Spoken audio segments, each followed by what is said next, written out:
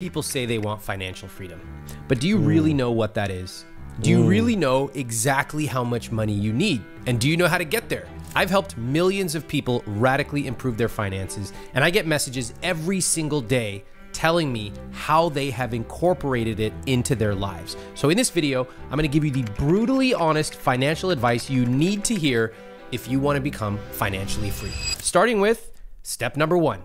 Ask the right questions. Now, just 30 seconds into this video, you might be wondering, hey, Ramit, tell me, how much money do I need to be financially free? Is it 1 million, 5 million, 10 million? And I can tell you that you're already asking the wrong question. The truth is, no amount of money will give you financial freedom if you don't actually know what a rich life means. That is why there are so many people who become wealthy and they still chase the next dollar because they never actually asked, what is it all for?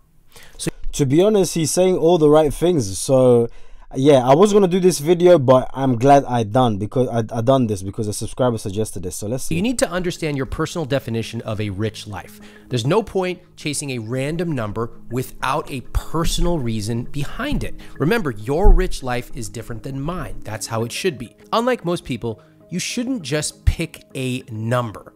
A number itself is not very motivating, especially when things get difficult. Cell C13 is not gonna keep you warm, okay? A rich life has gotta be much more aspirational and personally rewarding than some number. And second, you don't even have any idea if it's the right number. Think about this instead. Imagine yourself as financially free. What does that phrase even mean to you? Does it mean being able to leave a job where you don't like or respect your boss? Does it mean being able to set limits on how much you work or potentially start a business where you can travel 2 or 3 months a year? Does it mean being able to pick up your kids every afternoon from school? You need to know what your vision of a rich life is before you start chasing money. So the first step is simply knowing what is your vision of being financially free. And the crazy thing is, this is the most important step, and yet it's the one that most people skip over. So much easier just to look at a number. A number makes me feel so good. I love numbers, are so quantitative. And in America, quantitative goals are so much better than qualitative. Humanities are such a waste of time. What the f are you talking about? You have to understand what your vision is before you start chasing millions of dollars. Okay, I know I lost half of the people. He's a bad boy financial.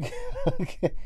He even said that, and I lost half of the people watching this video because they just want me to show a bunch of math and show them some razzle-dazzle calculations you can do. You all realize that money is just a small but important part of a rich life. You can make $500,000 a year or $5 million a year and not live a rich life. Alternatively, you can be a teacher. You can make the median income and you can live a very rich life. So yes, more money is going to help you live a rich life. That's obvious, but you need to understand what that rich life even is. Honestly, if you can't create a vision today for what your rich life is, it's not gonna get easier in 10 years.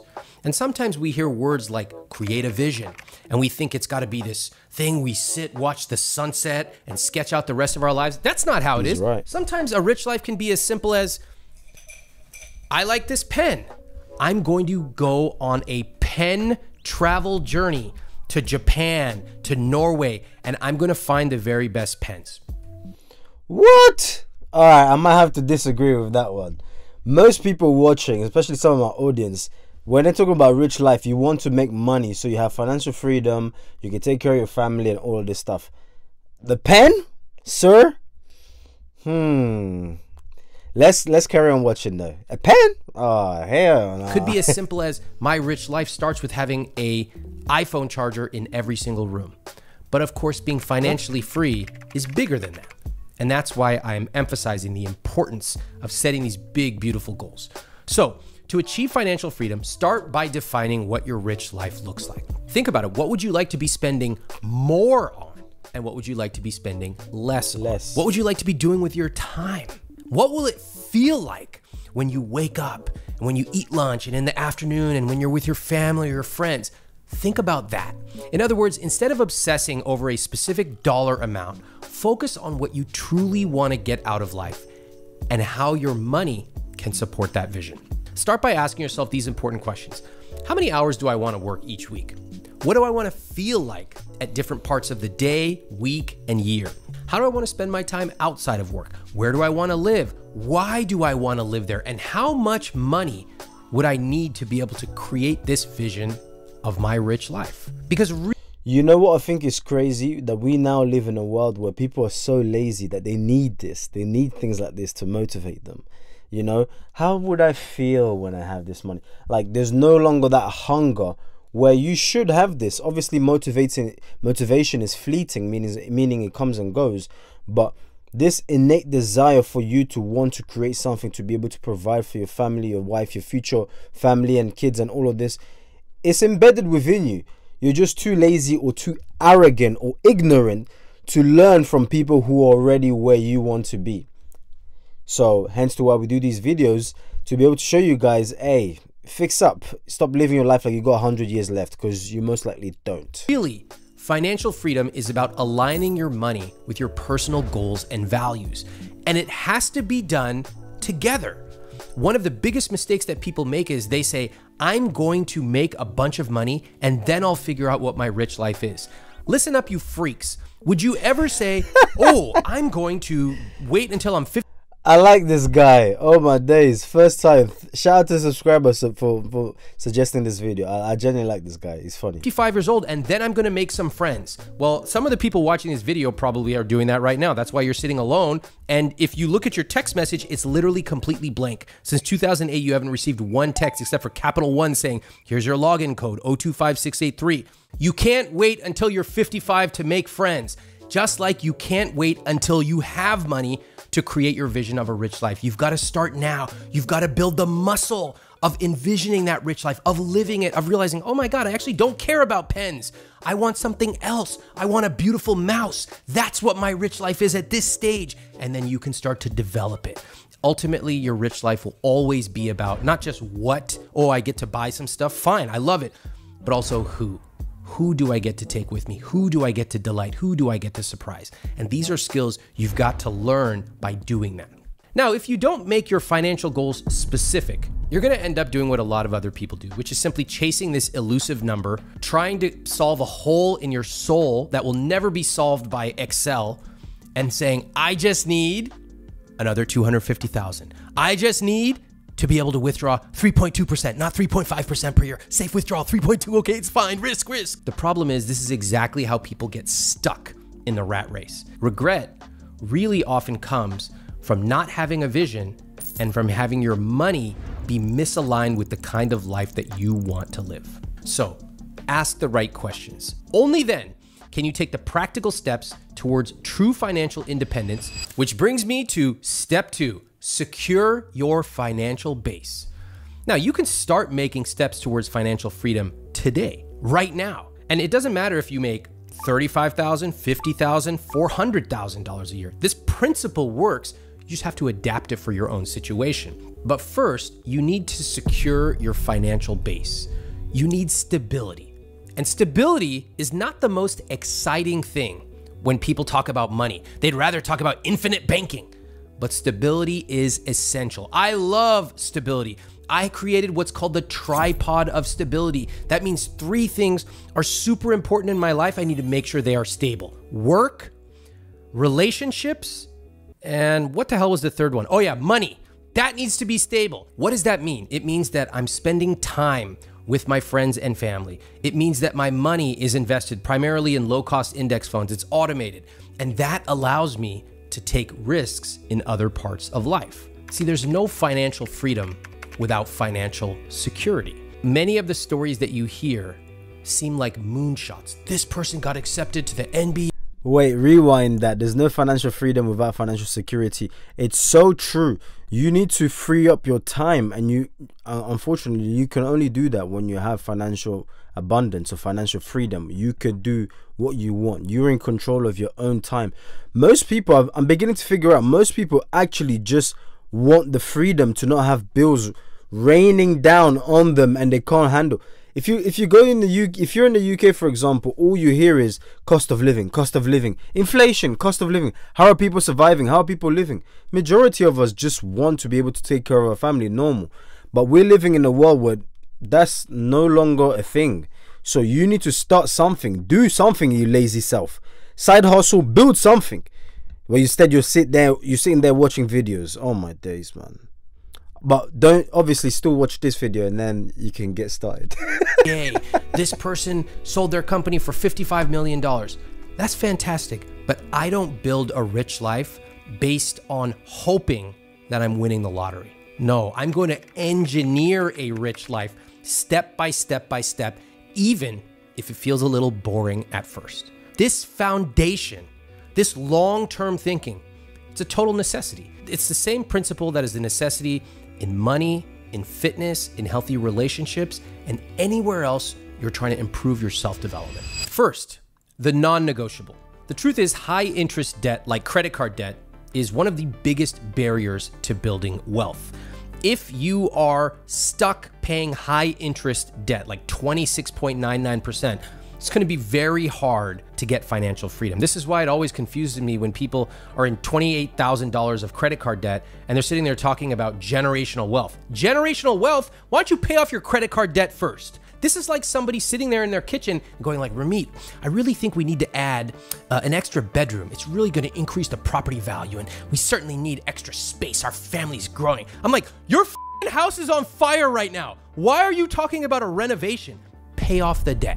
Okay, credit cards for many people give them the illusion of wealth. The problem is they don't really understand how high interest debt works. For example, I understand that I can get roughly 7 to 10% in the stock market, which turns out to be a lot of money. If I could get 26.99%, I would love it. Unfortunately, I can't. Nobody can consistently over time. However, you're probably paying 26.99% if you have credit card debt. So if you have racked up any amount of credit card debt, treat it like a red alert. Pay it off as quickly and aggressively as possible. I have lots of videos on this channel that will guide you through the process. And look, and if you're also struggling, check out Dave Ramsey as well, especially when to do with credit debt. You know, the snowball. In fact, I don't want to get too much into this video. Just Google Dave Ramsey. Some of you guys might like him, you might not, but hey, what you cannot argue is he's a multi gazillionaire. Okay, multi-millionaire. So he's got some sound biblical advice that's going to truly help you out. It doesn't matter if you have the best investment strategy in the world. If you are drowning in high interest debt, you are stuck and your house is on fire, period. Fix it first. Next, the safety net. I like this guy. Once you've tackled that high interest debt, the next step is to build an emergency fund. Think of it as your financial safety net, covering 3 to 6 months of bare minimum living expenses. Basically what it would take to keep the lights on. And this emergency fund is what will keep you afloat during unexpected events. For example, a job loss, medical emergencies, or unexpected car repair. Without this cushion, any financial progress you make could be wiped out in an instant. Now you might be wondering, how do I start paying off debt or paying for an emergency fund when I don't have any money left at the end of the month? Now this is a very good question. It's a very common situation for people. I'm not saying you have to start saving $500 a month or $1,000 a month. One of the problems that I consistently see when I look at people's finances is that they don't pay themselves first. You've heard this phrase, pay yourself first. Everybody's heard it, but almost nobody does it. Now, let me tell you what I used to do because it was a horrible mistake. An extra nugget before he tells you what the horrible mistake is. Read The Richest Man in Babylon. That book will change your financiology. I just made that up. Okay, the word, but not the book. Richest Man in Babylon. It will change your financiology. Your mindset will literally begin to change in real time. Sickest book based on finance that you can think of. I promise. I used to sit there and work line by line by line with them. You know, somebody's at 116% fixed costs, and I would be like, okay, where do you think you can cut this? And they're like, there's literally nothing we can cut. I'm sitting there looking at a car payment of $1,200 a month. Their groceries cost $1,600 a month. Their subscriptions are $948. They're like, we really need 3 gym memberships. And I realized that doesn't work. So I started doing something entirely different. I said, this is an ICSP. We're going to blank it out. I just zeroed the whole thing out. I'm like, you tell me you have this much money. Where do you want it to go? And what you will see is that when people are free of the very constraints they have put upon themselves, they will often allocate their money very rationally. They will put money in savings right up front. They will put money in investments right up front. They will carefully control their housing and vehicle costs because most of us are simply dealing with our finances that have been decided months or even years ago. In other words, sometimes you just need a fresh perspective on your money. Here's another way to look at it. Instead of going by absolute numbers, I need to save $500 a month. Work with percentages. That really helps make your financial goals scalable. So if you're making a low amount of money, then you're investing a low amount. That's okay when you're starting out. But as your income increases with a raise, with getting married, or whatever other form of side business, that percentage naturally updates as well. Now, my recommendation to start off is saving 5 to 10% of your take-home pay towards your savings goals, which includes your emergency fund. And again, that means that as your salary increases, even if you keep that number at 5 to 10%, the amount you're saving will increase as well. Even better, you can automate all of this.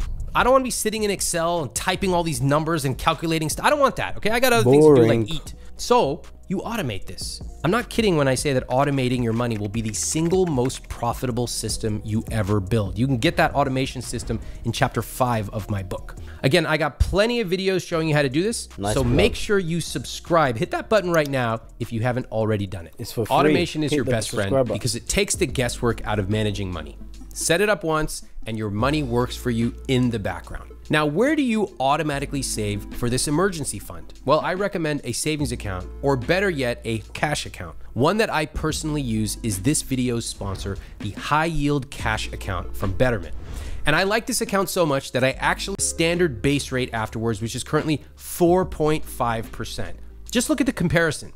Now, of course, rates are subject to change and I can't guarantee these results. I don't control the Fed. Do not email me because rates go up or down. I have no control over it. Please don't email me. Now, this account is a great option for an emergency fund or anything you need cash for in the next 1 to 5 years. For example, a car, a down payment on a house, or an amazing vacation. I'm personally saving a little bit each month for an amazing celebration that my wife and I are planning for our 10-year wedding anniversary.